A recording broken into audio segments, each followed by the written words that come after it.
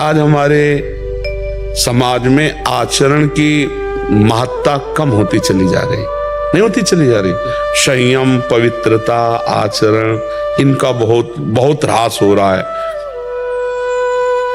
आप शरीर पवित्र रख के देखो, 1 महीना झूठा मुंह मत रखना, शरीर पवित्र रखो और ब्रह्मचर्य रह के देखो, 1 महीने में आपको ऐसा लगेगा आप देवता है। 1 महीने में लगने लगेगा, एक मतलब दिव्यता आने लगेगी। अपने लोग गंदे आचरणों में, गंदे दृश्यों में, गंदे चिंतन में, गंदे आहार में जीवन व्यतीत कर रहे हैं, तो एक पशुता सी आती चली जा रही, राक्षसी बुद्धि आती चली जा रही। नौजवान जन जो है कैसे कैसे आचरणों में अपने को इंजेक्शन आदि नशे में करना, माताओं बहनों की तरफ कितना राक्षसी भाव रखना। देखो घटनाएं होती रहती ना, सुनते मतलब राक्षस है ना, राक्षस पूरा राक्षस है। मार ऐसे मारा, ऐसे मारा, ऐसे, और अपनी वासना की, तो राक्षस है कि नहीं। एक मनुष्य जब धर्म से भ्रष्ट हो गया तो वो बिना सींग और बिना बड़े बड़े दांतों वाला राक्षस बन गया कि नहीं। बोले उसने ऐसा किया और मार डाला, ये क्या है, ये क्या है। तुम्हारा शरीर जैसे तुम्हें प्रिय है वैसे सबको प्रिय है, तुम केवल अपनी वासना के लिए कर डाला ना, तो ये राक्षस भाव। आचरण अपवित्र तो देखो कहां तक पहुंचा दिया। एक आचरण ने उसकी तो हिंसा कर ही दी और अपनी भी हिंसा कर दी, अपना भी जीवन बर्बाद कर दिया, या तो आजीवन कारावास या तो फांसी की सजा। मतलब कैसे कैसे।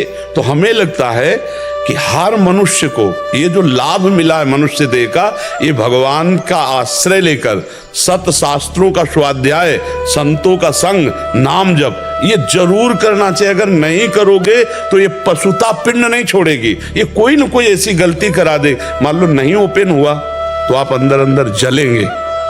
अगर भयानक पाप बन गया तो आप सह नहीं पाओगे, आपका मन आपको दंड देना शुरू कर देगा। फिर लगेगा यार अपना ही शरीर नष्ट कर ले, ऐसे ऐसे विचार आने लगते।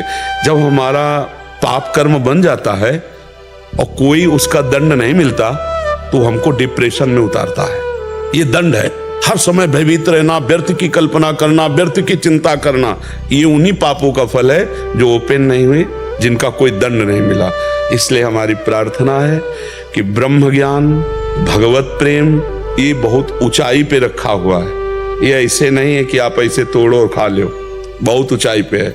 उसके लिए आपको चरित्र पवित्र रखना पड़ेगा, नाम जप करना होगा, दूसरों का उपकार करना हो। ये देह मिली है, दूसरों का माता पिता परिवार ये तो अपने है ही है। गली चलते अगर किसी पशु पक्षी की भी सेवा करनी पड़े तो हम उसके लिए भी राजी रहे, तब जाकर हमारा हृदय पवित्र होगा। फिर हमको भगवान गुरुदेव की कृपा से ये जो तत्वबोध है, ये तत्वबोध है, अकर्ता स्थिति, अभोक्ता स्थिति, ये तत्वबोध है, ये तब होता है जाकर के। अब ऐसे पढ़ लिख करके थोड़ी होता है, पढ़ लिख के नहीं होता, वो होता है। देखो इसीलिए उपनिषद में लिखा है, नायमात्मा प्रवचनेन लभ्या न मेधया न बहुना श्रुतेन। बहुत प्रवचन करने वाले को तत्वबोध नहीं होता, बहुत प्रवचन सुनने वाले को तत्वबोध नहीं होता, बहुत बुद्धिमान को तत्वबोध नहीं होता। बोले होता किसको है? बोले आत्मा जिसे वर्ण कर लेती है, आत्मस्वरूप गुरुदेव भगवान। मोक्ष मूलम गुरु कृपा, गुरुदेव भगवान उनकी आज्ञा में अपने जीवन को अर्पित कर दिया और उनकी कृपा से सब ज्ञान विज्ञान आ जाता। समझ रहे बच्चा?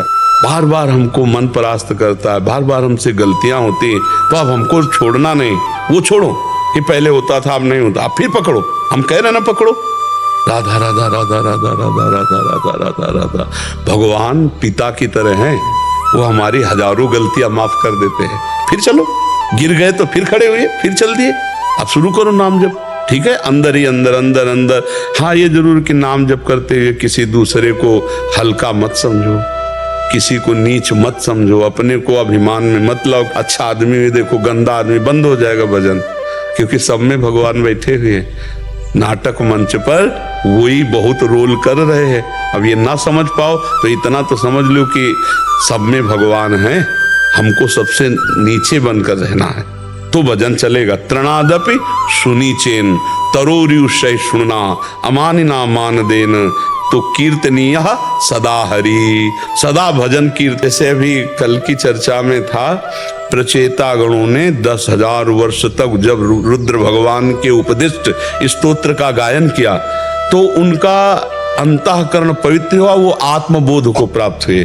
भगवान श्री हरि का दर्शन भी हुआ और आत्मबोध को भी प्राप्त हुए। तो हमें ये चाहिए कि हमें साधन करना है। जो लोग संतों का संग नहीं करते, गुरुजनों के कृपा पात्र नहीं होते, वो इन्हीं सब बाहरी बात, तो अंदर तो समझ नहीं पाए श्लोक का भाव, बाहरी बातें